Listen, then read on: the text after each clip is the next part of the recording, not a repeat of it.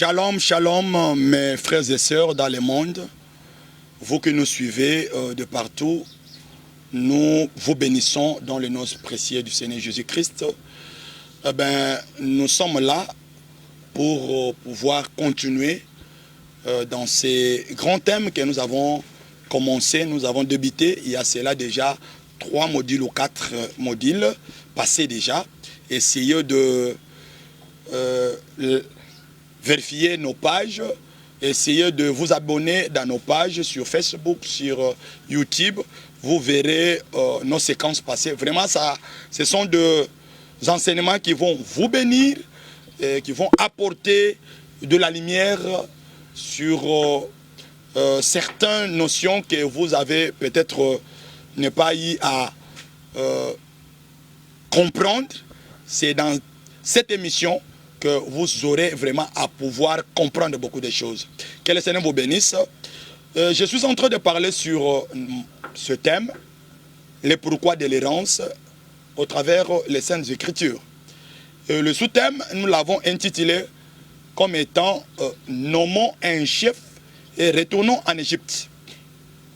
Nous l'avons puisé où? Je vais vous faire lire cette écriture, parce qu'aujourd'hui, nous n'allons pas retourner, faire beaucoup de recul. Nous avons vraiment beaucoup de temps pour pouvoir entrer dans le vif du sujet. Je prends le livre de Nombres 14.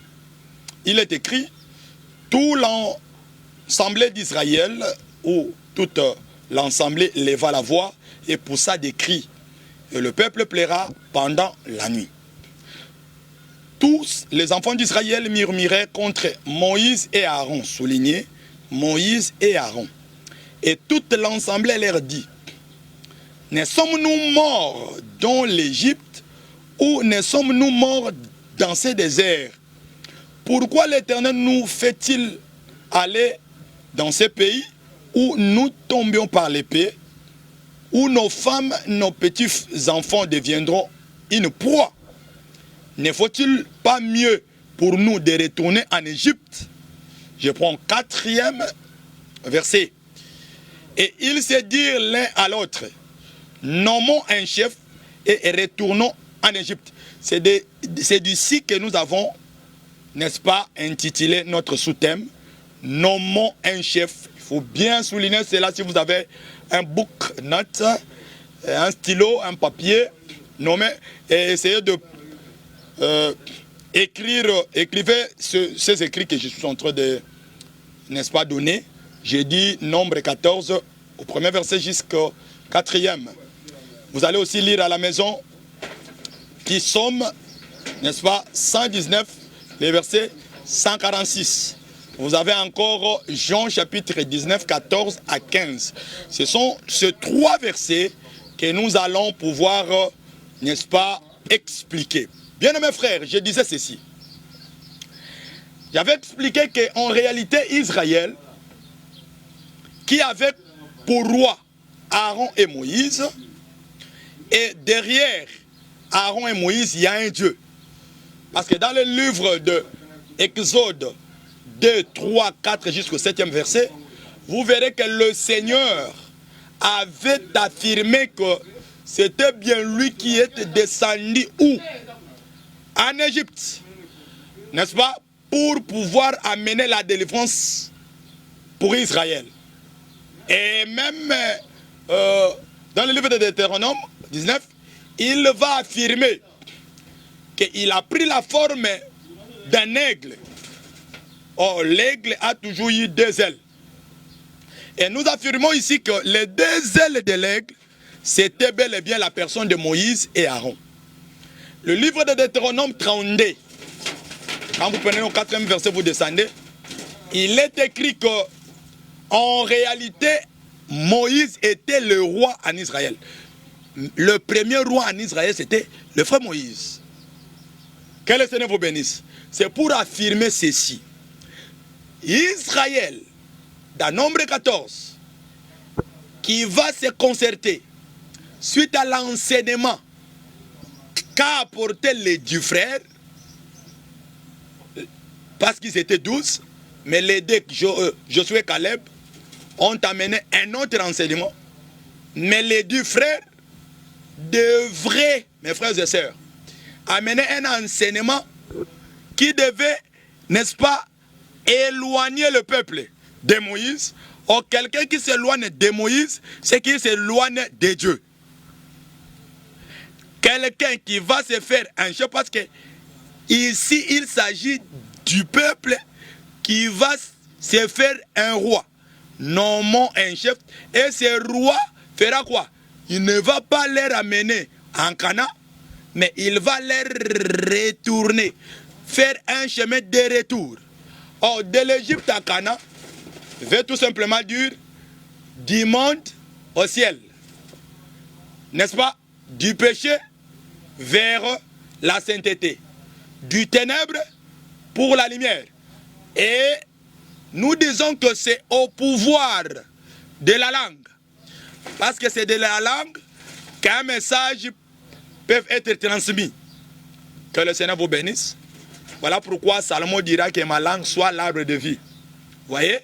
C'est-à-dire qu'il y a aussi de ces langues-là qui est l'arbre du connaissance du bien et du mal. Or, la langue dont il s'agit ici, c'est bel et bien de prédicateur. Ah, là, il faut bien saisir.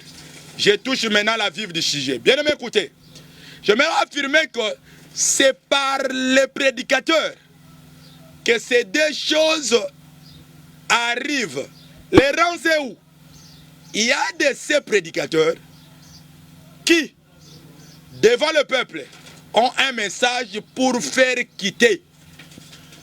Est-ce qu'on comprend ces choses?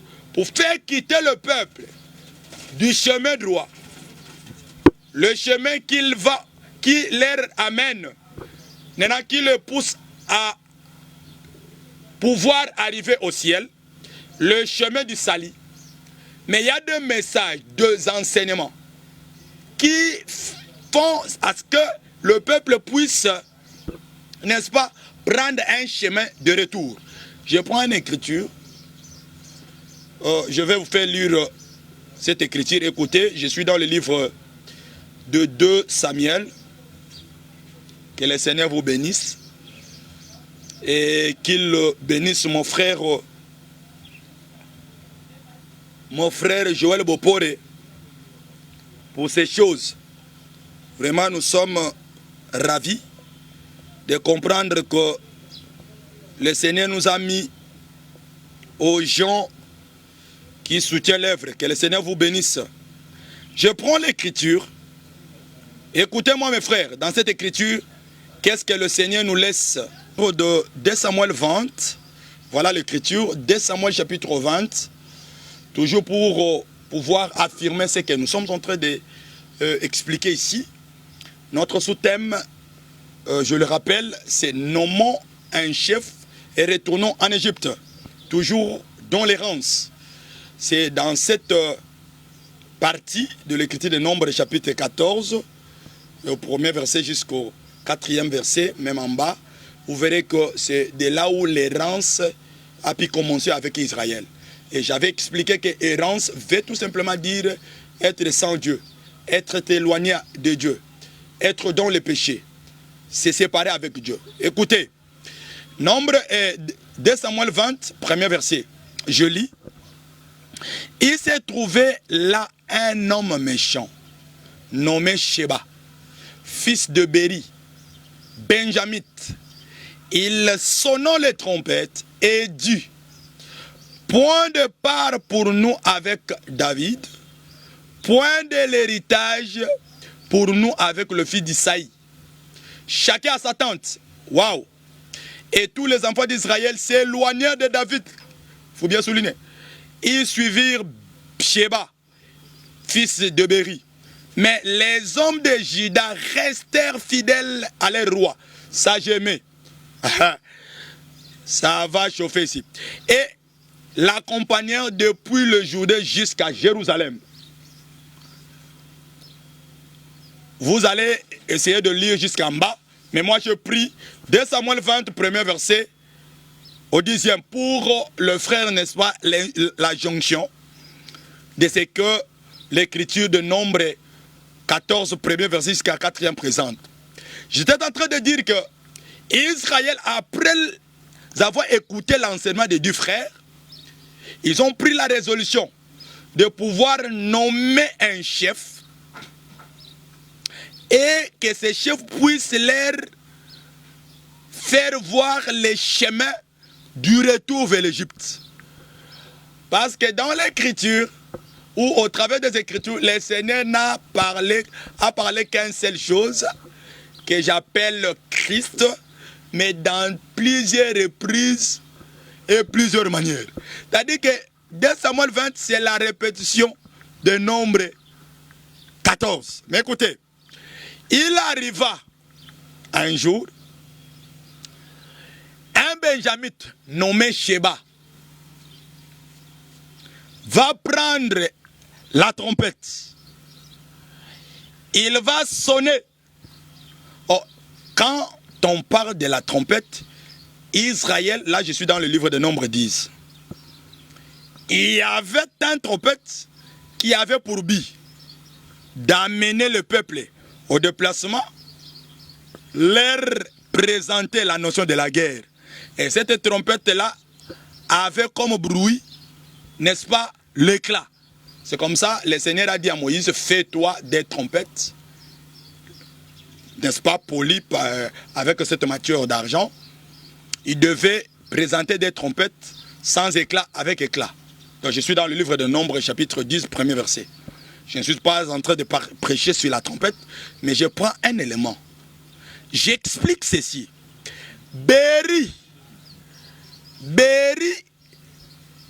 qui avait un fils au nom de Sheba, et ils étaient benjamites, l'Écriture affirme qu'il a sonné les trompettes. On le frère Paul dans le livre de 1 Corinthiens 14. Vous prenez 4 verset jusqu'à 9, vous verrez que le frère Paul explique que la trompette, c'est aussi prêcher. C'est lui qui prêche. En d'autres termes, il est en train de sonner la trompette. C'est comme ça que je vis les 10 frères qui sont descendus et avaient un enseignement. Mais cet enseignement a fait que Israël puisse se détourner de Moïse avec son Dieu.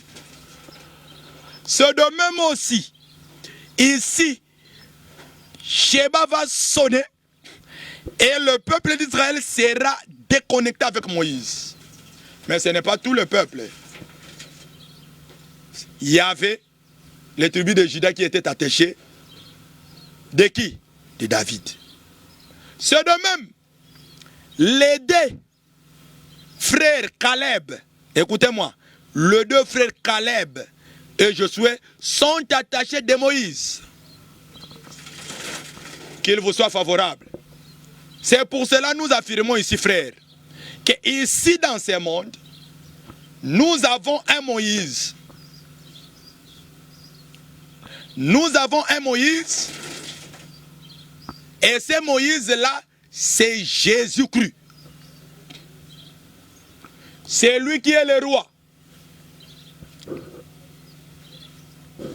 Et il est écrit dans le livre de Matthieu que d'ailleurs, le Seigneur Jésus-Christ est né pour ôter le péché de son peuple. Bien sûr, il est roi. Parce que ce jour-là, dans sa naissance, les mages sont venus pour être l'adorateur d'un roi. Pour amener, n'est-ce pas, des offrandes à un lieu de culte où le temple qui était né. Là, pour ne pas vous embrouiller, peut-être, je voulais peut-être vous expliquer que Jésus était au roi. Il a été appelé le roi. Parce que d'ailleurs, sur le plan prophétique des choses, il n'y a que 2 personnes qui sont d'un montant d'ailleurs, qui a le même écriteur. Il y a Moïse et Jésus. Moïse dans le matin et Jésus dans le soir. Ce sont des 2 prophètes. Il n'y en a pas d'autres. Donc le premier c'est Moïse et le dernier c'est Jésus. L'un au soir et l'autre le matin. J'aimerais affirmer quoi, mes frères, ici? Moïse a été appelé roi. Deutéronome 32. il est aussi sacrificateur. En Exode 19, il a sacrifié. Moïse est prophète. Les Écritures l'affirment. Moïse, n'est-ce pas, a été aussi appelé Dieu. Donc voilà les 4 critères, ou 5 si vous voulez, parce que Moïse a amené une alliance. Et cette alliance, c'était la loi. De même, Jésus-Christ était appelé roi. Il est sacrificateur. Il est prophète. Et il était appelé aussi Dieu. Donc, si quelqu'un s'est dit qu'il est égal à Moïse, nous devons avoir ces 5 éléments. Il doit aussi nous amener, n'est-ce pas, une alliance. En d'autres termes, à part l'alliance, il doit aussi être sacrificateur. Jésus a donné sa vie. Moïse avait sacrifié 2 animaux. Exode 19. Donc, je poursuis pour affirmer que Jésus, comme le roi, il est descendu pour nous faire quitter de l'Égypte, allant vers Canaan, ou retournant en Canaan. Ici, Canaan, je prends ça comme le royaume des cieux. Oui, que le Seigneur vous bénisse. Je crois que ces choses vont tellement enlever les ténèbres dans vos yeux. Maintenant, remarquez, Jésus l'avait même bien expliqué. Il a dit, il y aura de faux docteurs, il y aura des faux prophètes qui vont prendre, qui vont être appelés de Christ aussi. Mais en réalité, ils vont prendre l'apparence de quoi? Des agneaux, mais en dedans, les loups. Et on va les démasquer ici. Écoutez. Les enseignements ou l'enseignement que font prêcher ces prédicateurs, cela veut dire ces prédicateurs ont toujours créé, n'est-ce pas, la division entre Christ et le peuple. La division entre les vrais prédicateurs et aussi le peuple. Parce que si vous... D'ailleurs, nous disons que le salut dépend de ce que vous écoutez, mes frères et sœurs. Il faut bien écouter. Le salut dépend de ce que vous écoutez. Dans le livre de Matthieu 13, 24, vous descendez en bas. Livré à la moisson a pris coloration de fils, n'est-ce pas, du malin. Mais le blé a pris la coloration du fils du royaume. Mais à la semaille, c'était le blé, l'œuvre du 3e jour. Mais à la moisson, c'était l'œuvre du 6e jour, fils du royaume. C'est pour autant dire que l'homme, ces jours-là au son du trompette, nous serons égaux à ce que nous écoutons. Le blé comme la parole. Si tu écoutes une fausseté, ces jours-là, malheureusement, mes frères et sœurs, vous allez croire que l'Égypte c'est mieux, mais en d'autres termes, c'est un lieu, d'ailleurs, de tourments. Écoutez, j'étais en train d'expliquer ceci. Israël va se dire, nommons un chef, retournons en Égypte. C'est de même aujourd'hui. Jésus avec les apôtres. Parce que nous disons que la vérité de Jésus, un prédicateur qui se dit, il prêche la vérité, nous devons voir en acte et en parole, tout ce qu'il est en train de faire doit être égal. Égal à quoi? Égal à ce que les apôtres ont prêché. Selon le livre de Jean chapitre 17, vous allez affirmer avec moi que dans cette écriture, Jésus dira qu'il connaîtra tous ces croyants, tous ceux-là qui prétendent être chrétiens, mais seulement par rapport à l'enseignement qu'ont prêché les apôtres. C'est pour autant dire que être derrière Moïse et Dieu, il faut écouter l'enseignement de Josué et Caleb. Est-ce qu'on comprend ces choses? J'affirme avec Jésus, frère. Donc, tout enseignement qui nous éloigne à ce que les apôtres ont prêché, cela veut dire, cela est traduit de la nomenclature d'un chef et la conséquence c'est l'Égypte. Mes frères et sœurs, aujourd'hui nous avons même des actes, tout prédicateur qui prêche les enfants de Dieu avec l'intention. Il a la fraîcheur dans sa conscience. Il prêche des choses par motif charnel. Nous affirmons que cela est inclus dans cette verset. Ou bien dans ce verset nombre 14, 4. Nommons un chef, retournons. Maintenant sur le plan de la connaissance, vous verrez que Israël en a fait. Et aujourd'hui, Israël est encore en Égypte. Parce que quand Jésus les a fait, n'est-ce pas, quand Jésus est descendu, l'objectif était de le faire sortir pour qu'eux aussi puissent, n'est-ce pas, mériter le royaume des cieux. Mais Israël, ce jour-là, dans le livre de Nombre 19, devant Pilate, ils les ont méconnus, le Seigneur de gloire. Ils ont plus cru à César qu'à Jésus. Or, cette écriture a été répétée parce que Jésus devait accomplir cette écriture.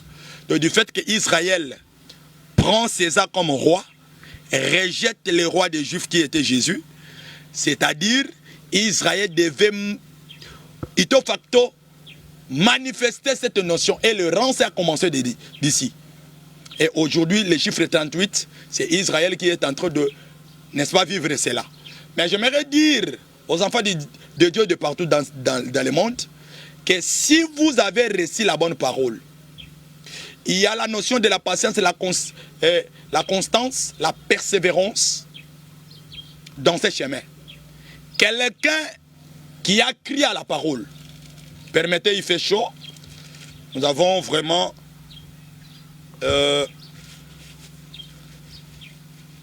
nous sommes vraiment obligés, bien aimés, de nous essuyer de temps en temps parce que vraiment il fait chaud. Mais des conditions seront améliorées plutôt avec le temps. Que le Seigneur vous bénisse.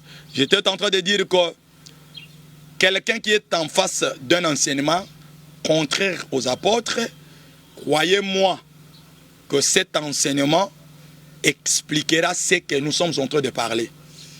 Donc Jésus-Christ aujourd'hui, c'est l'enseignement des apôtres. Quelqu'un qui prêche des choses contraires à ce que les apôtres ont prêché, c'est-à-dire il s'est fait cette écriture qui veut dire nommons un chef, retournons en Égypte. D'ailleurs, il y a même des églises qui se sont fait des dadis. Il y a des prédicateurs qui se font des dadis dans les églises, qui ont enlevé la notion de Christ, la notion de la vérité. Mais ils se sont fait eux-mêmes prédicateurs, eux-mêmes Christ. Et tous les gens qui les suivent, c'est-à-dire vous êtes en train de retourner en Égypte. Mais le Seigneur Jésus-Christ est venu pour nous faire quitter du péché vers la sanctification. Et voilà ici nous disons, tout ensemble, tout lié qui sera appelé Église, pour que vous puissiez être affirmé, dire que je suis saint, c'est quand vous êtes attaché à l'enseignement des apôtres. Tout pasteur qui n'est pas appelé, tout prédicateur qui se sont faits prédicateurs, contraire à l'appel divin. D'ailleurs, nous avons des critères pour déterminer qui est le vrai prédicateur. Je suis en train d'affirmer que aujourd'hui dans le monde, il y a vraiment des sortes de prédicateurs. Il y a de ceux-là qui dévient, n'est-ce pas, la direction au peuple de Dieu par leurs motifs. Et il y a aussi de ces églises-là qui se sont fait leurs propres prédicateurs. C'est-à-dire vous êtes en train d'accomplir cette écriture. Sur ce, que le Seigneur vous bénisse. Nous voulons mettre un point virgule pour aujourd'hui. Nous avons vraiment beaucoup à pouvoir vous expliquer si c'est cette notion. Nous aurons vraiment beaucoup de modules. Hein? Tenez-vous bien.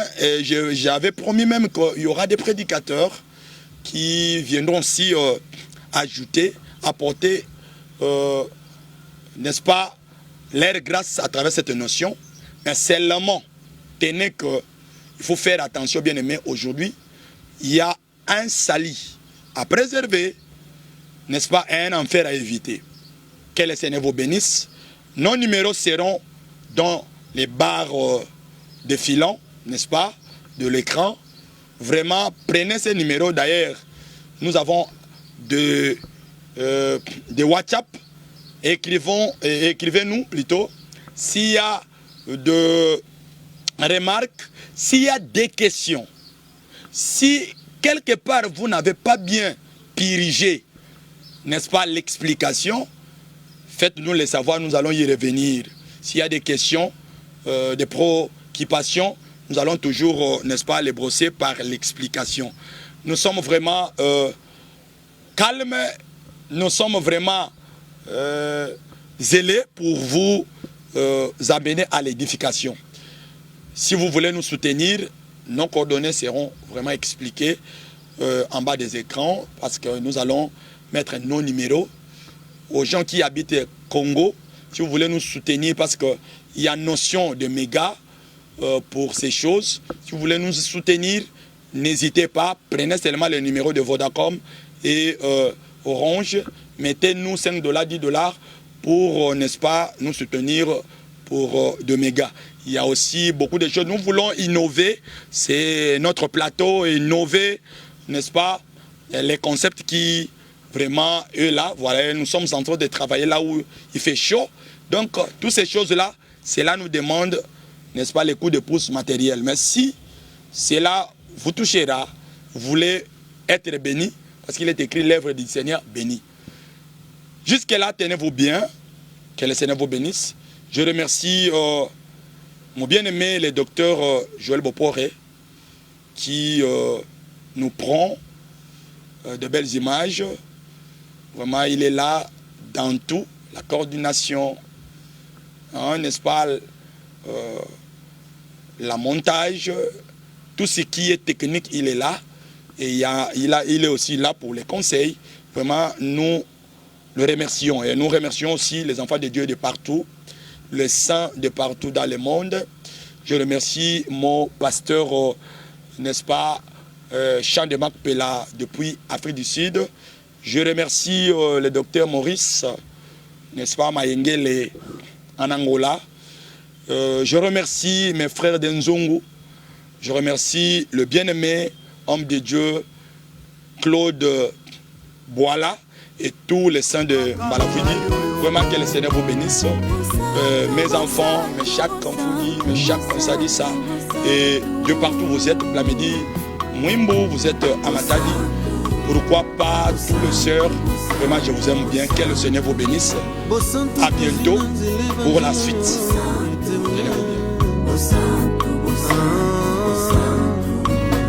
Évangile yangonde iza ekopetola basantue